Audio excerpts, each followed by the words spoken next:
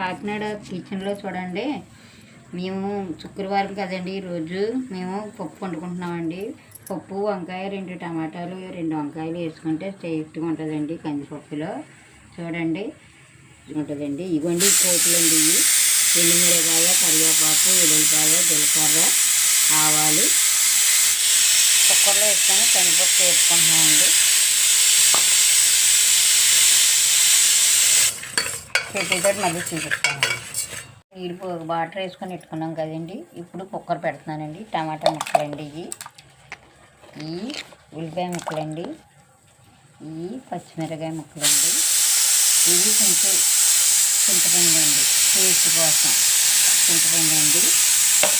ఇప్పుడు ఈ వంకాయ ముక్కలండి.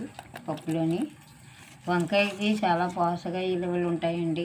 వంకాయ తింటే హెల్త్కి మంచిదండి. వంకాయ మానేయకూడదండి, చలంగా ఉంటుంది, హెల్త్కి కూడా మంచిది. చూడండి ఇప్పుడు చిటికెడు పసుపు అండి. ఇప్పుడు తగినంత కారం అండి. ఇది కారం అండి. ఇప్పుడు వేసాం కదండి. ఇప్పుడు కుక్కర్ పెట్టుకోవాలండి. తర్వాత ఉడికాక అప్పుడు ఉప్పు వేసుకోవాలండి. ఉంటుంది చూడండి. కొంచెం 5 నిమిషాలు పోయాక తాలింపు పెడతాను. టమాటా, ఒక 2 వంకాయలు తాలింపు పెడుతున్నాను చూడండి. వెల్లుల్లిపాయలు అండి, కరివేపాకు, ఎండుమిరపకాయలు, జీలకర్ర, ఆవాలు, మినపప్పు.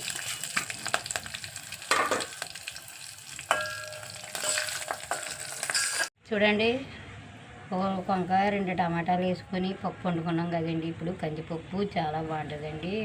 బలం అండి, హెల్త్కి కూడా మంచిదండి, ఆరోగ్యం ఇస్తుందండి. మనం ఎన్నో చేపల మాంసాలు తింటాం కానివ్వండి, బలం ఉండదండి.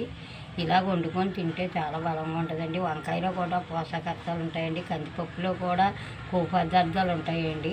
మీరు కూడా మీ పిల్లలకి తినవచ్చు, పెద్దవాళ్ళు తినవచ్చు, అందరూ తినవచ్చు, ఆరోగ్యానికి మంచిదండి.